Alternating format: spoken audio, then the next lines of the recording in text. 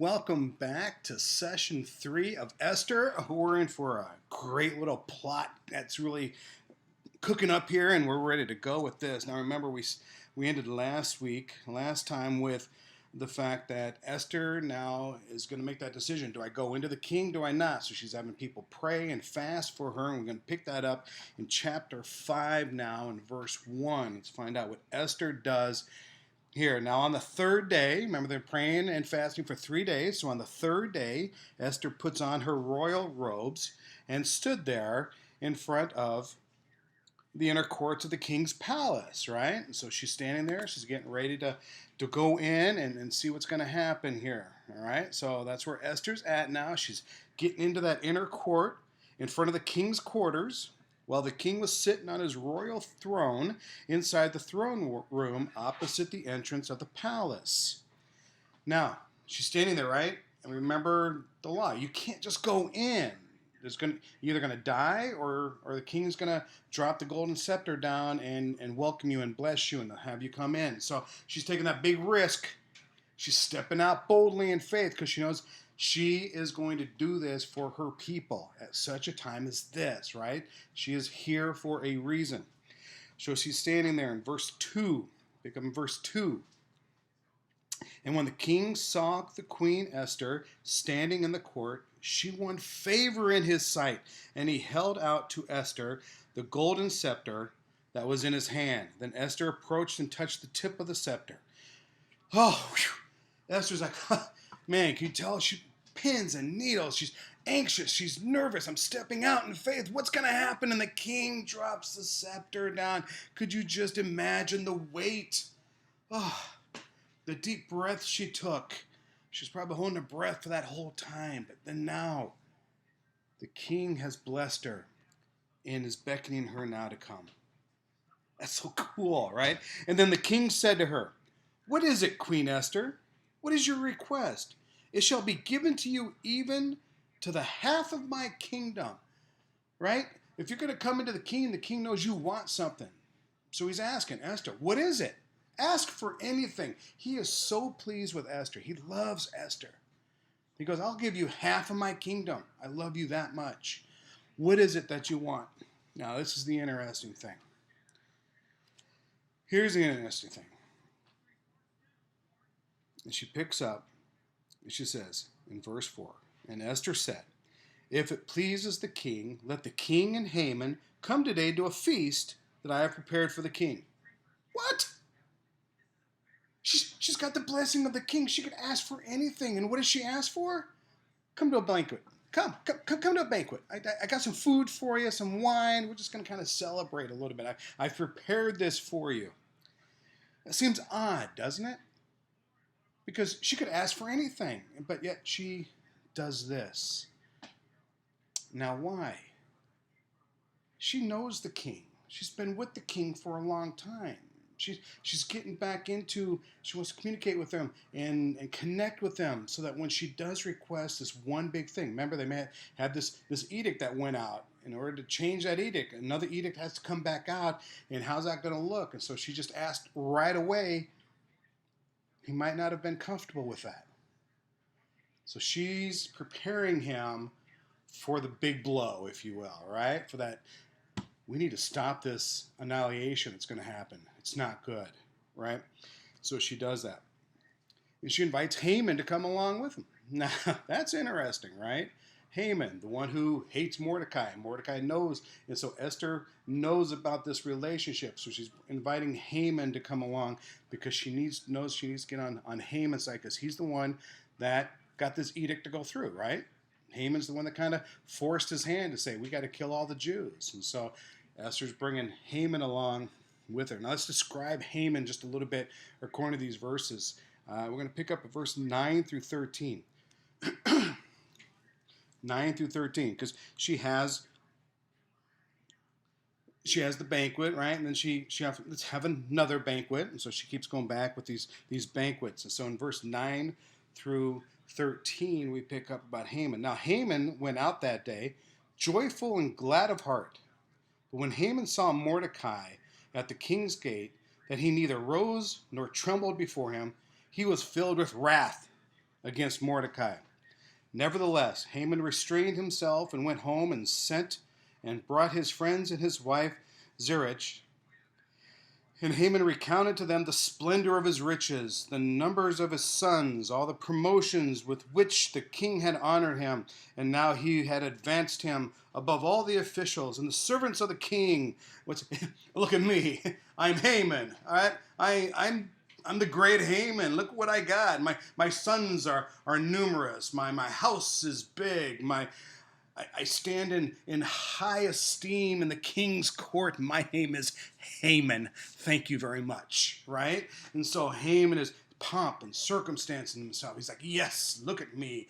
Pat myself on the back. I am Haman. And he's getting in that. But he still has this little, got this Mordecai guy, right? Got this Mordecai guy out there. Then Haman said to even Queen Esther, verse 12. Then Haman said, even Queen Esther, let no one but me come with the king to the feast she prepared. And tomorrow I'm invited by her again with the king. Look at me, right? Esther even likes me. She's inviting only me and the king.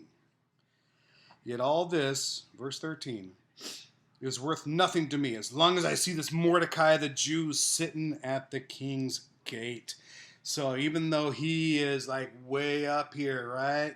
He still got this one little guy, this Mordecai guy. Oh, every time I see him, right? It's tough. He's got that conflict within inside of him. Yet he's very prideful, so prideful that it clogs and clouds the way he thinks and the way he wants and the stuff that he does. So what does Haman decide to do? Verse 14.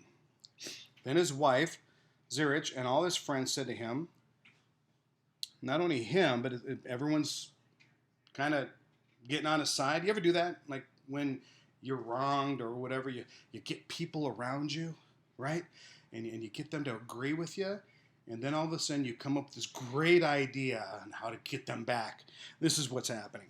Let a gallows 50 cubits, it's about 75 feet, high be made, and in the morning tell the king to have Mordecai hung upon it. Then go joyfully with the king to the feast. This idea pleased Haman, and he had the gallows made. He's going to build one of these gallows for Mordecai. He's going to do it before he goes into the banquet. But he doesn't get it done. He doesn't get Mordecai up on there before the next banquet. Because that night, in chapter 6, we read what's going on. Then on that night, the king could not sleep, and he gave orders to bring the book of the memorable deeds, the chronicles, and they were read before the king. Remember back in the first session that we had, Mordecai told Esther about what was going to happen, the plot with the eunuchs. They're going to go after the king and kill the king, right? And so it was written down in the books. You want to get bored at night and go to sleep? You read the Chronicles, right? Kind of some boring accounts. But the king seems to be interested in this account and what's all going to happen. And it was found written how Mordecai had told about Bigthana and Teresh, two of the king's eunuchs, who guarded the threshold and who sought to lay hands on King Xerxes. And the king said, what honor or distinction has bestowed on Mordecai for this? The king's young men who attended him said, nothing has been done for him. What, nothing? The king's like, what? He just saved my life and we didn't do anything for him? What's going on? This doesn't make any sense. So he does a plot and figure out, what can I do in order to honor the man who saved me from dying, right? From being killed. So he said, well, who's in the court right now? Now, Haman had just entered the outer court of the king's palace, verse 4. Outer court of the king's palace to speak to the king about having Mordecai hung on it. See, Haman just can't just throw someone up on the gallows. The king has to approve it, right? So he's going to come talk to him. And he prepared for him, verse 5. And the king's young men told him, Haman is there, standing in the court. And the king said, let him come in. So Haman came in, and the king said to him, now before Haman has a chance to ask about Mordecai, the king starts talking to him and he asks these questions. Verse 6. So Haman came in, and the king said to him, "What should be done to the man whom the king delights to honor?" And Haman said to himself, "Whom would the king delight in honor more than me?" Again, pride, pomp. I am the greatest. I am Haman, right? The king's going to bestow this upon me. I'm thinking to myself, if this is going to be me, I'm going to ask for the moon, the stars. I'm going to ask for anything and everything, right? So Haman said to the king, "For the man whom the king delights to honor, let royal robes be brought, which the king has worn, and the horse that the king has ridden on, and whose head a royal crown is set. And let the robes and the horse be handed over to the king's most noble officials. Let them dress the man whom the king delights to honor, and let them lead him on a horse through the square of the city, proclaiming before them, 'Thus shall it be done to the man whom the king delights to honor.'" Haman's like, "That's going to be awesome. That's going to be me. I'm going to be on the horse. I'm going to wear the robe of the king, the crown. The people are going to gather around. Haman, you're so great. Haman, the king loves you." Haman's like, "This is me. Welcome to my world," right? And then all of a sudden, we find out in verse 10. Then the king said to Haman, "Hurry, take the robes and the horse," because he likes this idea. Oh, this is going to be awesome, right? "Take the horse, as you have said, and do so to Mordecai the Jew, who sits at the king's gate. Leave out nothing that you have mentioned. Do it all, Haman. You're the one walking the horse, proclaiming out to the people, this is what happens when the king is pleased with the man," right? And so Mordecai is going to be up on the horse, the robe, the crown, and Haman's going to be walking definitely from pride to death, right? I mean, Haman's like, does not know what to do. This is supposed to be for him, but now he's doing it to Mordecai. So Haman did, because if he didn't do what the king said, something bad's going to happen. So Haman took the robe and the horse, and he dressed Mordecai and led him through the square. Talk about eating some crow here, right? Square of the city, proclaiming before him, thus shall it be done to the man whom the king delights. Then when Mordecai returned to the king's gate, verse 12, but Haman hurried to his house mourning with his head covered. Can you imagine that? Can you imagine Haman being done with his humiliation and going back to his house, knowing there's no way I can ask the king to put Mordecai up on the gallows anymore? I can't do that. I just walked him around the city saying, this is who the king loves and delights in. So he walks back, head drops down, sad, discouraged, completely humiliated by what just happened. Verse 13, and Haman told his wife Zeresh and all his friends everything that had happened to him. Then his wise men and his wife Zeresh said to him, "If Mordecai, before whom you have begun to fall, is of the Jewish people, you will not overcome him, but will surely fall before him." Can you believe that? All of a sudden, it's completely flipped around, right? Haman's after Mordecai, and now they know if Mordecai truly is a Jew and you set up to kill the Jews, it's going to come back to bite you. It's going to come back. The wise men know that, and they promise to Haman, "Man, you better watch out. It's not good for you," right? So here we go. What's all happening? So we're going to end right there, because then Esther comes in, and we're going to find out what's going to happen next time as we finish up the book of Esther after this here. So some application for us as we read through this. So much of this stuff talks about our lives too, right? How can pride affect how a person thinks, acts, or behaves? How does pride cause us to maybe elevate ourselves to a little bit higher than we need to be? So think about that. How does pride affect maybe how a person, maybe how you act, think, or believe about someone else, about an event, about the stuff that's happening around our world. How does your pride get in the way of thinking through that according to the way God wants us to think through that? And then, has there been a time when you thought you were going to receive something, but it turned out someone else got it? Think about a promotion. Think about maybe a grade you got. Maybe think about maybe you want to get the captain of the team or first chair, or you get that solo, whatever it might be. And you worked hard and hard, and you go, yeah, I'm going to get it. I know I'm going to get it. And someone else got it. You got passed up. How'd that make you feel? Maybe you got something maybe wasn't as nice or great, but you didn't get what you were looking for. It hurts. And it causes us to get discouraged. And we start worrying about that. Excuse me. So what do we do? What do we do in those moments? How do we act? How do we think? How to react to what's happening around there? All of us struggle with pride, don't we? We desire to have things done our way. Share a time when your pride caused a strain in your relationship with someone. Maybe a family member, a friend, a teammate, someone. How did your pride get in the way and cause a strain in your relationship? So that's what's happening with Haman too, right? His pride, and all of a sudden he's not getting what he's getting, and it's hard for him to separate the two. And it goes from prideful all the way down to the pits. Pride comes before the fall, they said, right?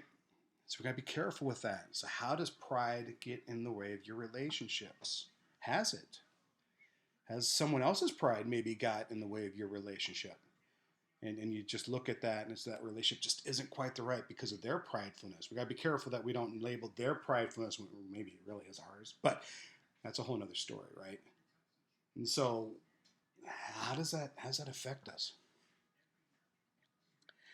Now put yourself into Mordecai's shoes.